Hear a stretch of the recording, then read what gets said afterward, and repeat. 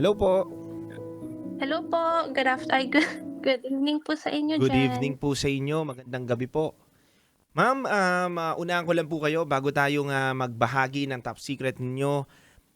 Puwede niyo po bang ilayo yung phone ninyo diyaan? Medyo po may ano po tayo, nakabukas po ba Meron pa po radyo ba? ninyo? Yan, wala na po. Naka-earphone po ba kayo ngayon, Okey. ma'am? Hindi po naka-ano po ako, ang tawag na rito, sa ano lang po, sa tenga ko lang po. Okay po, loud and clear na rin naman po. Ma'am, ganito po, bago po tayo Okey po. mag-umpisa, puwede po kayong gumawa-gawa lang po ng mga pangalan ninyo, edad at lugar. At, kung gusto niyo pong Okey po. itago yung, identity ninyo, pero kung, comfortable naman po kayong ibahagi ninyo ang sarili niyong pangalan, lugar at edad, puwedeng-puwede rin naman po. Nasa sa inyo po 'yan. Basta po kami Okey ay, po. iniingatan lang po namin ang inyong, mga mga identity. Anyway, ma'am, yun nga po, ito po ang programa na nagpo-promote ng We Listen and We Don't Judge. Ako nga po pala si Titan Jello at live na live po tayo ngayon sa radyo at sa Facebook at TikTok. So ma'am, handa ka na Okey po po. ba? Yes po. Okay, ma'am. Oras natin ngayon, 11:24 PM. Ma'am, ano pong pangalan ninyo?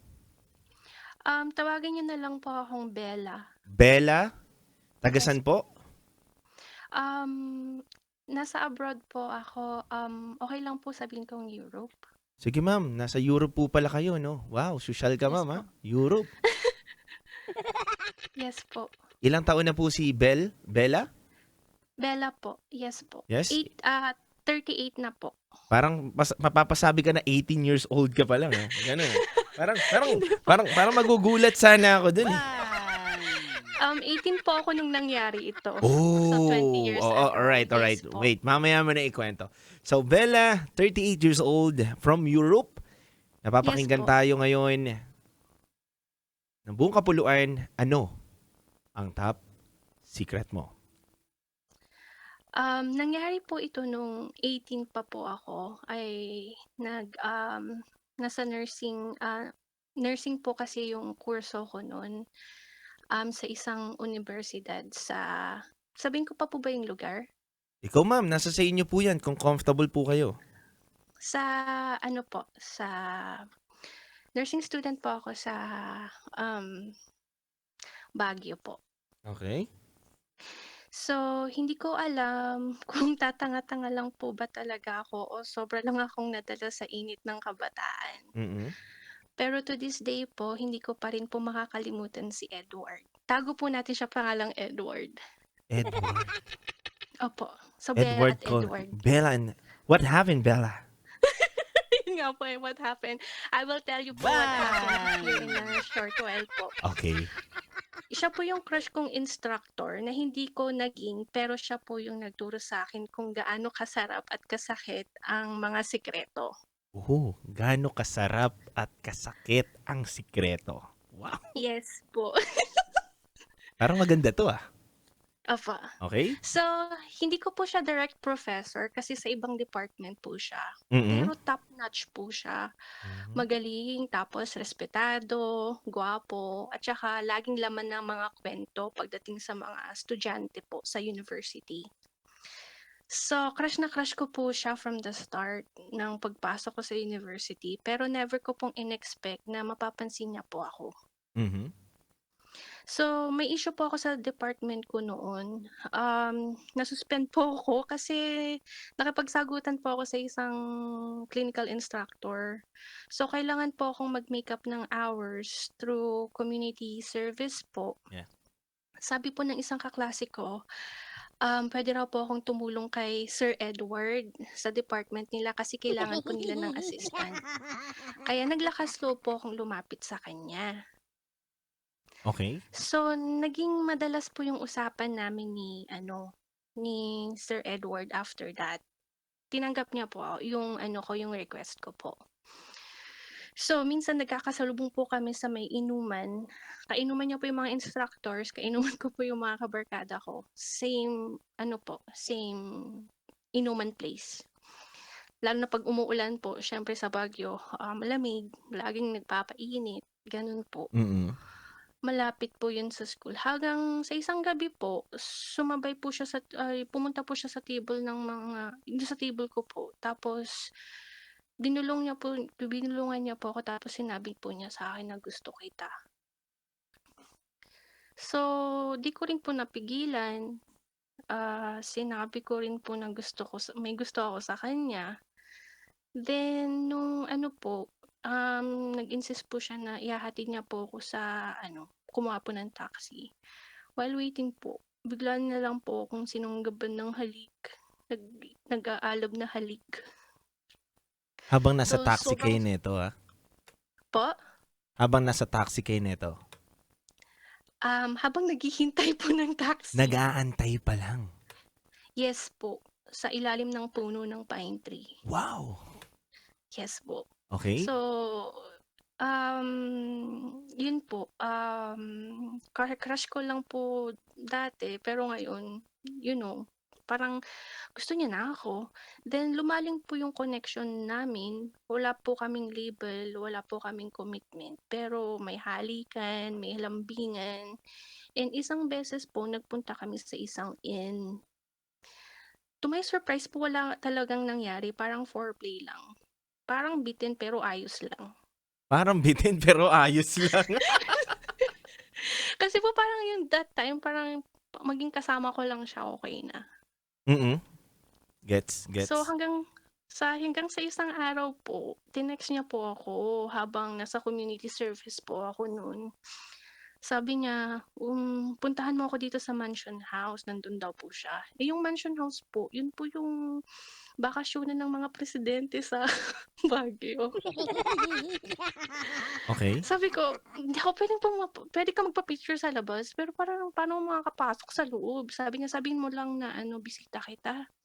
Sabi ko sa sarili ko, ano bang sekreto nito? Parang Oo, parang big bakit siya time. may access dun sa Oo. loob? Di ba po? So, pumunta po ako, tapos nung nasa Mansion House na po mismo ako, kung saan po nandun siya, sinabi ko po na guest po ako ni Edward. Tapos pinapasok po ako.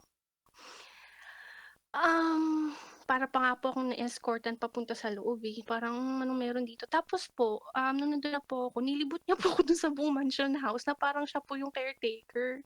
Pero hindi po siya caretaker, so hindi ko po alam yung papel niya dun. So, after po nun, nagpunta po sa dining room. May mga friends po siya dun na nagluluto. Typical po na Cordilleran food po, yung mga pinikpikan. Kasi po umuulan na naman po. Lagi na lang umuulan. Iba pa naman nangyayari kapag umuulan, no? Kaya nga po So may konting pulutan, konting alak. Tapos mamaya tinititigan niya na naman ako. Tapos hanggang sa niyaya niya po akong pumasok dun sa isa sa mga kwarto dun. Okay. Tapos doon po, niromansa niya po ako, pero may problema po. Anong problema? Meron po ako nun.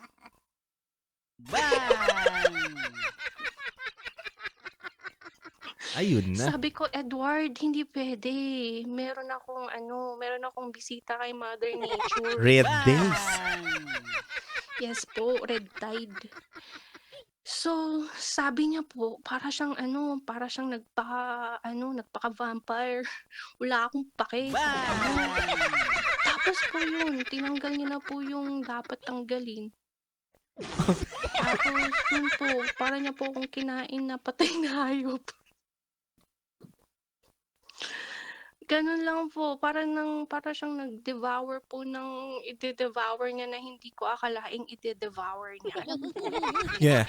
Pero teka lang. Bella. Wait lang, Bella. Ano yun? Nagmukbang siya ng dinuguan? Ganun?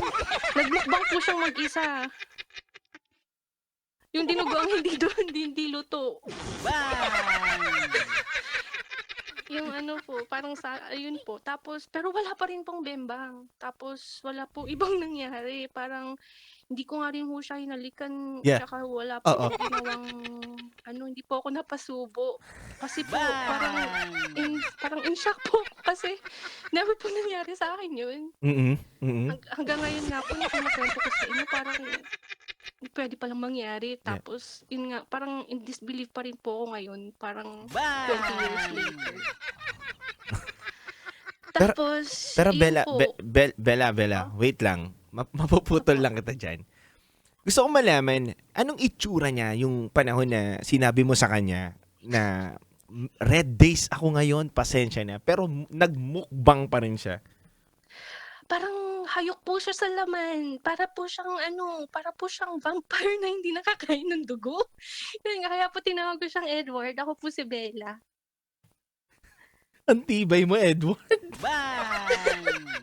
Tapos, anong sabi niya habang kinakain niya yun? Di ba, syempre, hindi ko maisip kung paano niya dinala Yun yung po. ganong sitwasyon. Pero ano sabi niya sa'yo? Wala po siyang sinabi. Sabi niya lang po yung parang ano lang po siya, um, focus on the mission, gano'n. Kailangan ko kumain ng dugo. Parang gano'n. Pero hindi niya po niya sinabi yun. Parang focus lang po siya sa sinasabi niya. So, yun po, para akong karne, nahilaw, duguan, tapos minahal ng sandaling yun. Karning hilaw na minahal ng sandali na yun. Opo, hilaw at duguan. Para po martir na martir pero in a different level of yumminess. Hindi po sa akin, sa kanya siguro. Yeah. Pero yun po, pagkatapos po nun, nag-wash up na lang po siya, parang walang nangyari. Pero ako yung naiwan na parang balisa. Alam mo, na ano ko parang Friday, Lunes pa lang tayo eh. Pang rated SPG 2 eh. Pero, okay lang. Nandito na tayo. Gusto ko lang din himay-himayin yung mga pangyayari. Pumunta siya sa CR, tapos ikaw nakahiga doon. Tapos, di yung kama, sobrang kalat yun. Sobrang dugon-dugo. Ay, he came prepared naman po kasi naglagay po siya ng towel. Wow! Handang-handa. Po, para po siyang Boy Scout. Grabe, no? Ano yun? Hinihigop niya? Ganun? Literal na. Kasi, Para po siyang kulang na nga lang po chopstick eh. ganun? Yes po. As in, hindi rin po ako makapan. Parang yung binacuum yung buong pagkatao ko dun sa down under. Naloko ko sa kwento. Yung trust me po, pati po ako hanggang ngayon, Yeah. in disbelief pa rin po ako na nangyari. Okay. Pumunta siya sa CR, naiwan ka doon na parang karning minahal ng saglit, sabi mo. After nun, paano natapos? Paano kayo nag-usap? Siyempre, nag-toothbrush siya or naggilam. Hindi ko alam kung anong ginawa niya, pero after nun, paano kayo nag-usap? So after po nun, pagkatapos niya pong nag-clean up po. It's my term naman po to clean up kasi nga po parang nga pong minasakro yung down under ko, di ba? Yeah. So, nag-wash up rin po ako. After po nun, nag-toothbrush naman siya, so hinalikan ko po siya. Ano yun? Nagmumog ng feminine wash? Ganon? Po, meron po siyang doon toothbrush tsaka mouthwash po. Tsaka po Okay. balbas sarado po siya, kaya kailangan niya po talagang linisin pati yung kagilid-giliran ng balbas bigote niya po. Oo, kasi kapag naiiwan niya tsaka tumitigas yun, di ba? Opo. Para po siyang yun po. Pero malinis naman po siya. Nilinis niya naman po ng squeaky clean. Mm-mm. So, yun po. Pagkatapos nun po, yun po, parang walang nangyari. Parang pa rin po. Pumunta po kami. Uminom pa rin po. Tapos kumain. Tapos umuwi na po ako after nun. Then, kasi po during that time, set na po talaga akong mag-abroad. Naka-set na po siya. Mm-mm. So, kailangan ko na rin pong umalis. Pero po, every time na umuwi po ako galing abroad, binibisita ko po siya. Though hindi na nga po kami naglalambingan kasi meron na rin po siyang iba, magkaibigan pa rin po kami na, yun po, walang commitment, walang balikan ng feelings. Mm-mm. Walang balikan ng feelings pero tikiman lang, ganon. Ay, wala naman na po. Yun na lang po yata Okay. yung At gusto least- niya pa rin po siguro pero ako parang Kasi po kapag ano, meron na po siyang minamahal during that time, ayoko naman pong maging ano, maging sanhi ng pag-iyak ng isang babae. Tama. Parang hindi po yata tama yun kahit naman na yung laman loob ko, hinahanap-hanap yung ginawa ni Edward that time. Pero during that time wala na po ako nun, wala na po akong ano, red tide. Yes. Anyway po, then hanggang 10 years ago po, so 20 years po ago 'to nangyari, 'di ba? So 10 Mm. years ago po Mm. nabalitaan ko po sa isang trusted friend na nat nategi na po si Edward. Wait lang. Wait lang, mali ako. Uy, mali kayo na pinindot. Ba't kayo natawa? Nategi. Nategi si Edward. Wait lang. Opo, dapat po yung pusa na meow, meow, meow, Oh, meow. uy, teka lang. Seryoso to ha. Opo, nategi po siya. Anong cause of death ni Edward? Liver cancer po kasi siguro na po yung kalalaklak niya po ng alak, pati yung bisyo. Okay. Complicated po. Okay. Pero po yun, nung bumalik po ako ng Pilipinas, dumiretso po ako dun sa probinsya nila sa Pangasinan. Then hinanap ko po yung puntod niya. Diyos ko, halos 6 hours nga po naghanap ako ng puntod kasi nga hindi ko alam kung saan po yung puntod niya dun. Pero nung nahanap ko na po, wala na akong nasabi. Yung tanging yun po, tahimik na lang po hanggang yun, sabi ko na lang sa kanya, "Thank you for all the good memories." Alam mo, Bella, bago ko sagutin yan, ang dami ko sanang punchline na nakakatawang baon talaga. Pero yung sinabi mong patay na si Edward, tapos madaling araw ako uuwi, keep ko na lang to. Sa akin na lang to. Di ba? Di ba, parang nga po, ako nga rin po may gusto akong punchline sabihin, pero parang hindi Wag po. na, Bella. Hindi na. Hindi na natin na nararapat na banggitin pa. 'Di ba? Pero yun po, ano po siya, significant part po siya ng buhay ko kasi tinulungan niya po ako nung kinailangan ko ng tulong. Whatever happens outside the school naman po is baon-baon ko po yun sa experience ko. Tama. Ay, May Jacob na po ako ngayon. wow. From Edward to Jacob na ngayon, no? Pero Yes bago tayo po. tumungo kay Jacob, minahal mo naman si Ano? Edward. Sino po? Si Edward, minahal mo. Hindi lang ganun yung tingin mo sa kanya. Hindi ka lang nasarapan, hindi ka lang nasayahan. Kundi kung talagang sisilipin natin yung puso mo kung may pagkakataon at maririnig ka niya ngayon, minahal mo naman. Ay, ano po, sobrang genuine po nung pagmamahal ko sa kanya kasi po nung nalaman ko po na sumakabilang buhay na po siya, halos 1 buwan rin po akong nag-iiyak. And this knowing po na wala pa po akong Jacob that time, pero alam niyo po yun yung parang sayang, yung parang hindi ako nasayangan para sa aming dalawa, but what he has to contribute pa in the society kasi napakagaling niya po talaga eh. Napakagaling in a way. Na instructor po, magaling po siyang lagi tinitingala po lagi siya ng mga estudyante niya pagdating sa pagtuturo. Okay. Yung wala po siyang katulad. Totoo naman, talagang wala siyang katulad.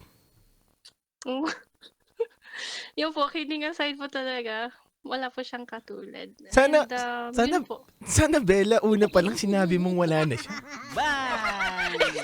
Yun po yung plot twist. Alam mo, Bella, parang gusto ko na lang lumubog dito eh. Sorry Parang po, matapos-tapos pero yun po. kong masayahan doon sa kwento mo, nalungkot ako bigla. Ayun nga po eh. Pero wala pong nakakaalam to. Kayo lang po, tsaka yung Yun nga eh. kikinig po sa inyo ngayon. Pati sa mga kaibigan ko po, hindi ko po masabi kasi parang feeling ko po i-judge po nila ako dun sa nangyari sa Oo, ako din, dadaan ako mamaya ng baklaran eh, sa totoo lang. Grabe ka, Pasensya Bella. na po sa plot twist. Pero Okay lang. yun po, ano po yun, yun po yung top secret ko po. Okay. Kamusta naman kayo ngayon ni Jacob? Kahit minsan po nag-aasal-aso siya, pinagtiyatiyagaan ko na lang po. Wait lang. Parang asal-aso naman 'to si Jacob. Bakit? Kasi po, kahit nasabihin na natin na ano, parehas kami ng lahi, iba pa rin po kapag iba yung kinalakihan naming dalawa, magkaibang bansa. Okay. Oh, yung culture So na ano niya, opo, kinagisnan niya. Yeah, okay. Go. opo. Ano bang Ano po ugali siya, niya? yun po yung sinabi niyo po, tama po kayo dun sa cultural background po namin. Yeah. Kahit na po parehas po kaming Pinoy, hindi po ano, hindi po pa rin kami nagkakasundo paminsan-minsan, okey lang naman po yun sa mag-ano, mag-asawa. Dumadaan naman po diyan pero at the end of the day po, hindi po kami natutulog na hindi namin napag-uusapan yung dapat namin pag-usapan. Kaso hindi mo naman nakwento yata si Edward. Hindi ko nga po alam kung papaano kaya nga po ano, naglakas-loob ako dito kasi tignan niyo po, 20 years kong binitbit yan, ngayon ko Oo. lang nasabi. And thank you sa tiwala mo sa'min. Ay naku, lagi po akong nakikinig sa inyo po at saka ni ano, DJ Rocky. Lalo Thank na po sa inyo, nung pumasok po kayo ang tuwa kasi hindi lang po ano, hindi lang po yung parang nakikinig po kayo but you're also giving advices. Yeah. Lalo na po sa mga nangangailangan talaga ng advice, you don't tolerate them. Yeah. Bagkus po, binibigyan niyo po sila ng advice na makakatulong po dun sa situation nila. And for that po, I applaud you po for that. DJ ano, Kinalimutan mo yung Tatan. pangalan ko. Ay, Tatan Jen. Oh, galing. Oh, galing, galing, Kasi po, galing. kasi po iba po yung pangalan niyo sa Instagram eh. Oo. Tama. Tama naman. Tama naman. So, hindi ko pa, alam niyo ay may ay hindi na nga, may kapangalan po kasi kayo eh. Sino na naman yung kapangalan ko? Sige na. Spill the tea. Baka si Edward o kaya baka si Jacob. Si Isa sa dalawang yun. Hoy, hindi ako kumakain ha. Hindi po, ano naman po eh. Yun po, you never know po. Hindi po tayo pwede magsalita ng Tapos. Yeah. Maloko ka rin ha. Pero yun nga. Ayun. Ay, sigat lang natin to guys ha. Oo. Yeah. Pero sana magkaroon ka ng lakas ng loob na masabi mo pa rin sa partner mo. Pero kung ito lang sa akin akin lang to. Okay po. Pananaw ko lang to, Bel. Kung talagang sigurado at seryoso ka na dyan kay Jacob, go, spill the tea. Paano po mafe-feel niya? Kung kayo po si Jacob at sinabi ko po yan sa inyo, ano po ang mararamdaman niyo po? Yeah, good question. Para sa akin, depende yan sa lalaki. Depende yan sa pagiging matured niya na mag-isip at tumanggap ng mga ganyang kwento. Kasi kung sa akin mo ikukwento yan, bilang ako si Jacob, Opo. nakaraan na yun eh. Diba? Nakaraan. Ako lagi ko kasing motto sa buhay ko, hindi ko pwedeng i-judge yung tao na to na nasa harapan ko sa nakaraan niya. Maja-judge ko lang siya o masasabi ko lang yung dapat kong masabi sa hinaharap na nakasama niya na ako. Past is past. Kayo po, pero po bilang po lalaki, would you feel po na parang ano po, you're being compared o sinasabihan lang po kayo ng story po? Para sa akin, hindi nagmamatter yun eh. Kahit ikwento niya na pinaka-pogi at pinakamayaman at pinakamalupit kumain ng dinuguan. Yung partner niya dati, wala sa akin yun, hindi magmamatter yun. Kasi nakaraan niya yun eh. Hindi mo pa naman ako kilala yun eh. 'Di ba? So para sa akin, ang nagmamatter lang sa akin kung ano yung future natin. Ano yung nasa present tayo ngayon. Totoo yun. Kasi kung nakaraan mo na yan. Hindi ko saklaw yun. Hindi ko hawak yun. Kaya kita nakilala ngayon dahil din sa nakaraan mo. Kaya kita minahal ngayon dahil sa nakaraan mo. 'Di ba? Kaya kita nagustuhan dahil sa nakaraan mo. Hindi dahil mamahalin kita ng questioning ko yung nakaraan mo. Hindi pa pwede yun. Dapat, minahal mo siya, tanggap mo na lahat yun. And harapin nyo yung hinaharap. Hindi yung nakaraan. Para lang sa akin yun ha.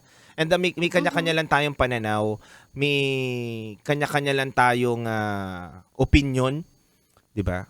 Pero mahalin Opo. nyo yung tao dahil minahal nyo siya at hindi nyo dapat sukuan o ayawan yung tao dahil nalaman nyo yung nakaraan niya. Para lang sa akin. Sana po karamihan ng lalaki ganyan mag-isip Oo, kagaya niyo 'no? maraming ganyan lalaki. Ako, Bel, hindi rin ako perpektong lalaki. Yan ay,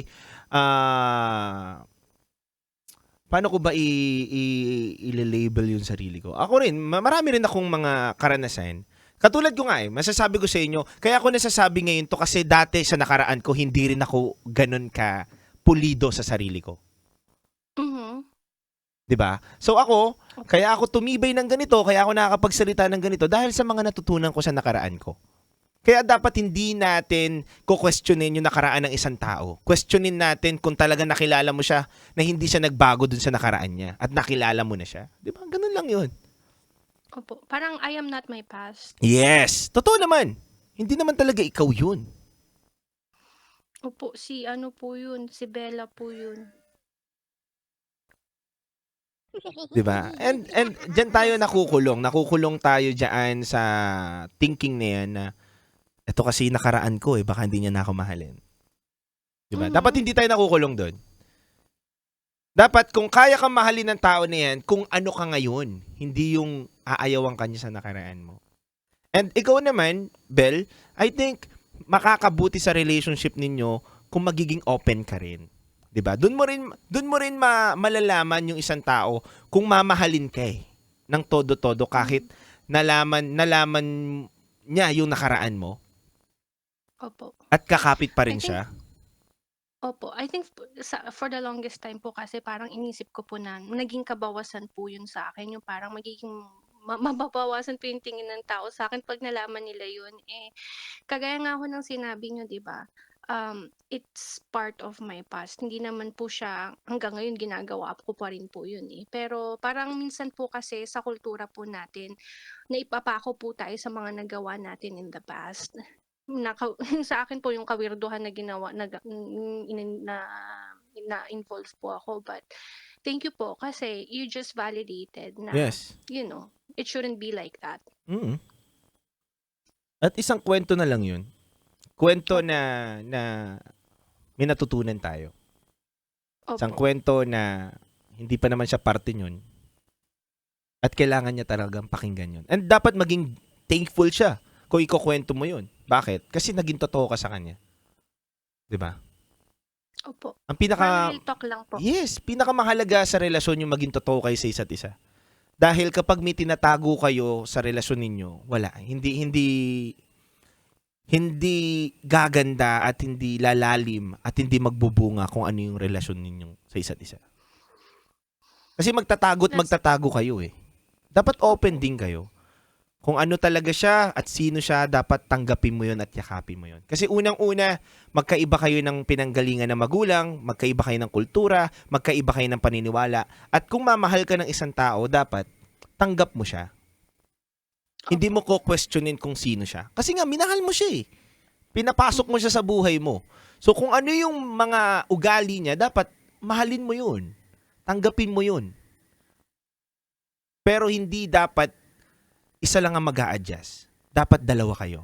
Parehas kayo mag-a-adjust doon. At kapag nakuha nyo na yung nag-blend kayo at alam nyo kung paano mag-adjust sa isa't isa, doon titibay at magiging maayos ang relasyon ninyo.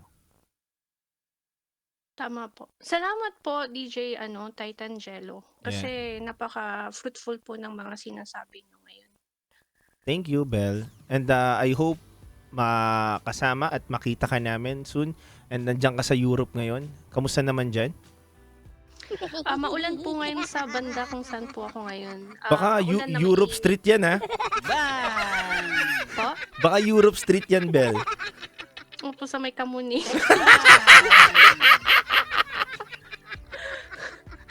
Ayan. Europa condominium po. Ayan, Europa condominium. Pero thank you so much, Belle, sa pag-share mo sa amin. And good night and God bless you. Good night rin po. At saka po, wag po kayo mabigla pag bumisita po ako na may dalang dinuguan sa inyo. Bye! Oo, hindi ako mabibigla, okay lang. Ah, kaka Gusto niyo kakain po ba ng puto with that or oo kanin naman, na lang oo, po? kahit puto, kanin, wala, tinatanggap ko 'yan. Basta po luto. Oo, ano ulit? Hindi luto, luto. Basta gusto niyo po ng luto o hindi? Luto! Luto gusto namin. Gusto namin luto. O sige po. Salamat po si Tangelo. Thank- Have a blessed week. Huwag po kayo matakot umuwi sa gabi. Yeah, dadaan ako ng simbahan mamaya. Pagdasal niyo rin po yung kaluluwa ko. Salamat po. Thank you, Belle. Thank you. Bye-bye po. Yeah. Good night. Mga kabisyo, naloka ako dun kay Belle. Bang! Grabe, no? Pero, ang natutunan lang naman natin dun sa kwento niya is, maging totoo ka sa partner mo. Para sa akin, kung nakikinig pa si Bella, maging totoo ka sa partner mo. Number 1 rule. Maging open ka. At second, sa mga nagmamahal at sa lahat ng umiibig, lahat naman tayo umiibig eh. Kaibigan man yan, karelasyon man yan, katrabaho man yan, lagi niyong tatandaan to. Na wag natin silang husgahan sa kanilang nakaraan. Bagkus, nakaraan na yun eh. Tignan natin kung ano yung kaya nilang gawin sa hinaharap at sa present. Walang perpektong tao, lahat tayo nagkakasala. 'Di ba?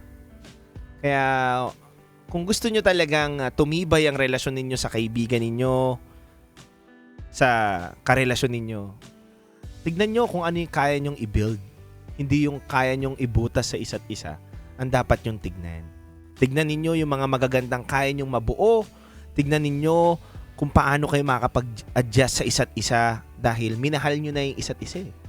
'Di ba? Committed ka na. Kaya dapat, alam mo na kung anong dapat mong gawin. Kaya mga bisyo, sa oras na to, maraming salamat sa inyo. Kasama nyo si Titan Jello. At simula alas 9 hanggang alas 12 ng gabi. At maraming salamat po sa pagtutok nyo dito sa ating Rocky Secret Files and also Top Secret. At wag nyo pong kakalimutan na magbahagi ng mga kwento nyo sa amin. At syempre, wag rin kayong matakot na tumawag sa aming Viber number para magbahagi din ng mga saloobin ninyo. Handa kaming makinig. Handa kaming